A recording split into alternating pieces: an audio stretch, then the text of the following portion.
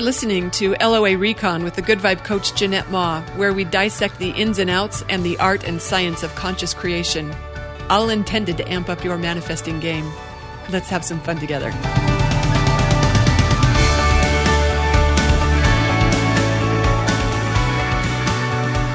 Hey, thanks for tuning in for another episode.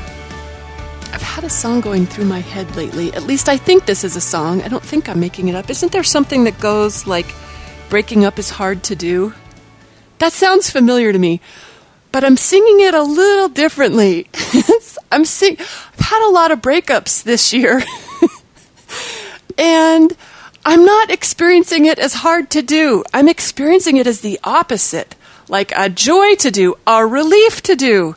So I've been changing the words up a little bit in my head, but I actually thought this is a question worth entertaining as we're wrapping up the year.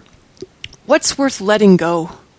You know, what are the things, what are the habits, the people, the thoughts worth releasing in 2020? This feels like a nice time to make a choice to let go of whatever isn't serving us.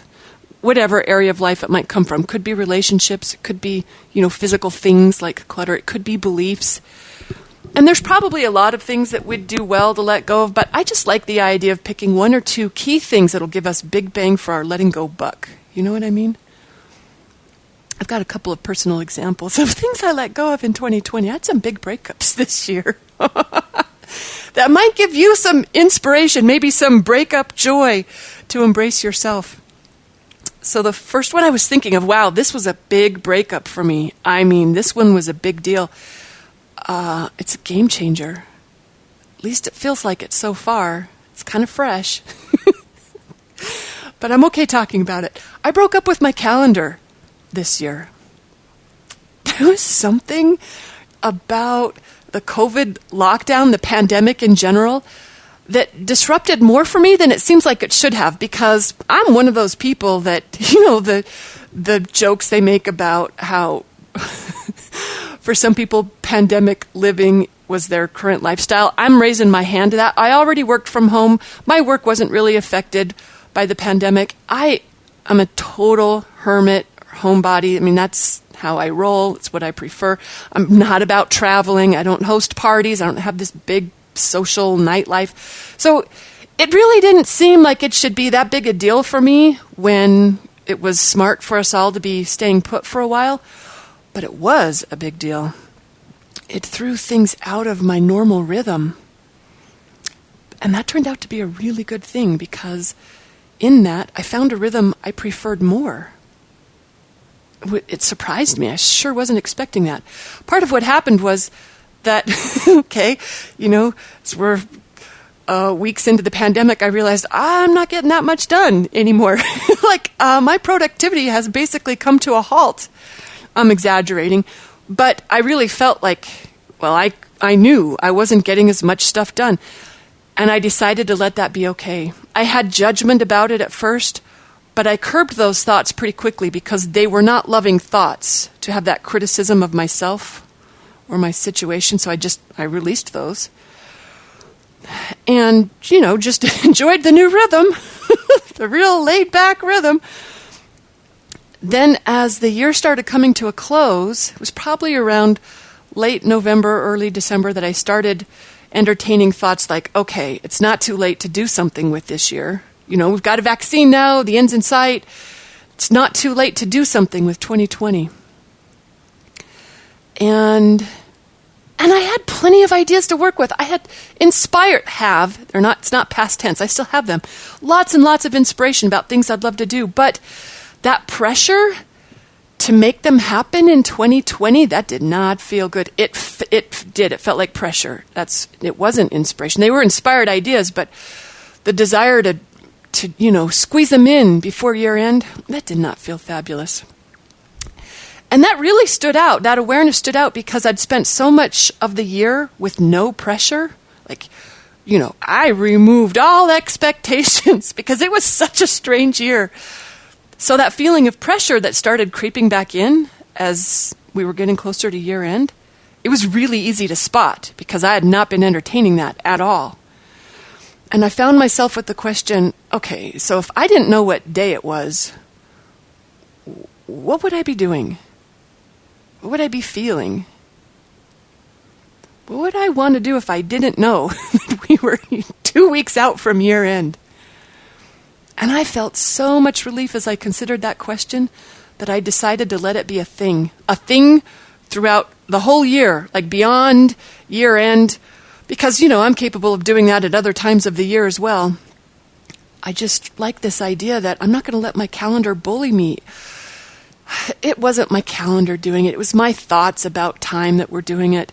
But it did feel like something pressing down on me that I just decided to opt out of.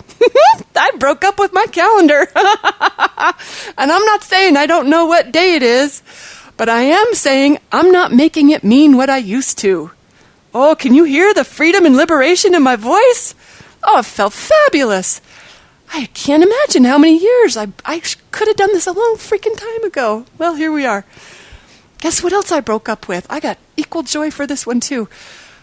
So I had to take my laptop in for a new battery replacement, and the time that it was in with the repair guy, that was a little detox for me that I didn't know I needed. I didn't realize how often I reached for the laptop to check email, to check Facebook, to check the news. Just while I was standing there waiting for soup to heat up or for Harvey to have his potty break, I'd just open the laptop and, start scrolling. And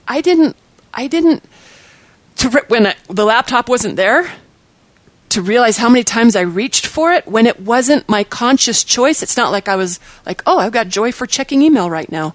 Oh, let's see what's happening on Facebook. No, it wasn't joy. It was habit, and not a particularly enjoyable one. So my first response was, I'm just going to go buy a new laptop. I'm not waiting for I'll spare you the story. I resisted it at first, but once I realized, oh, this isn't a healthy thing that's happening here, girl.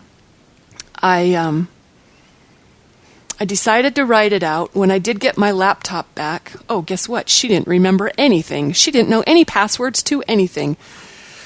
So I reminded her of the email, but I did not remind her of the Facebook password. That's the only social media I really do. I'm not on Instagram. I don't really do Twitter. So I didn't track down my Facebook password. I don't know anything. I rely on my computers for that stuff, and she didn't know it. I figured we're better off that way. So, I don't have Facebook on my phone, so I gotta say I got some freedom there. I reclaimed some lost time that I wasn't fully aware of, and I'd been reading the books.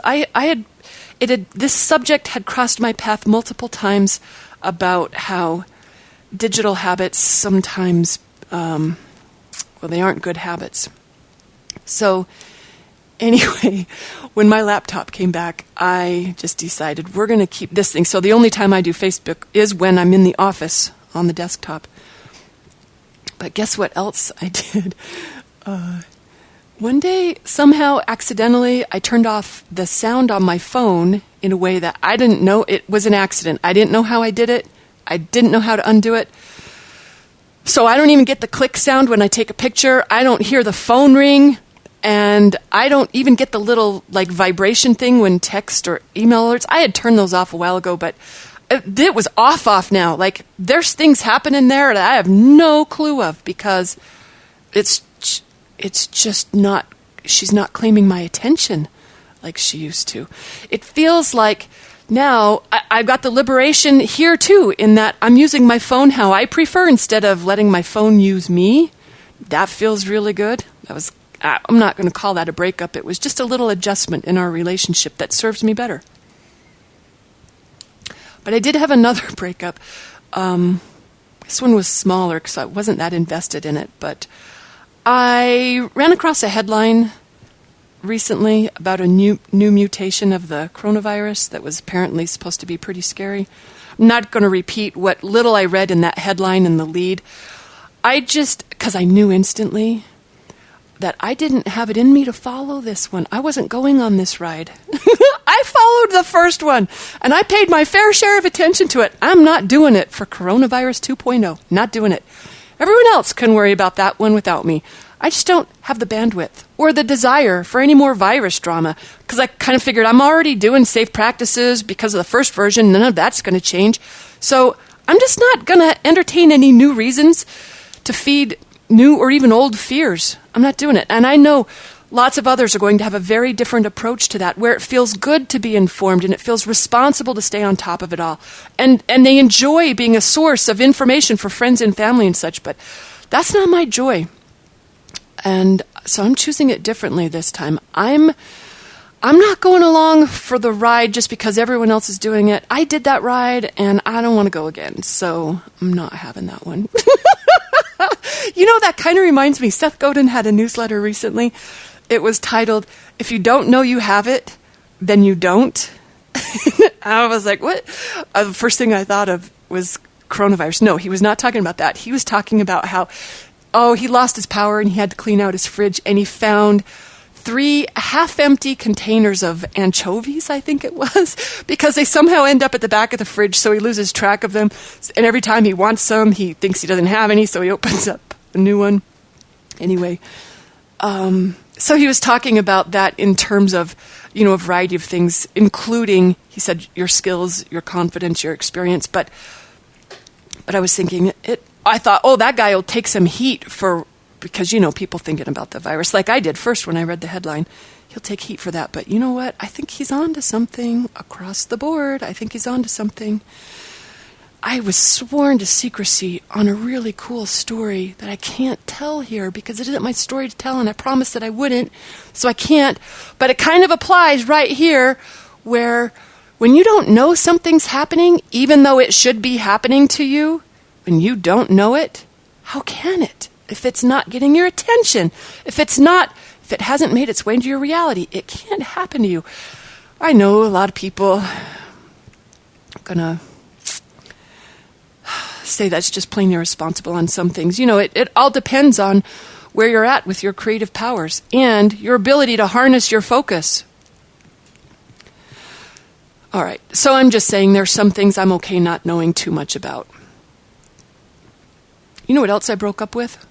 A friend, a business partner, a love interest. You know what? Probably more than 2 love interests at least. 2? Yeah. And you know what those things did for me? It reminded me of how Bashar has talked about the diverging trains at the station. You know how he says, when all the trains are at the station, they're all side by side, you're all kind of in the same area.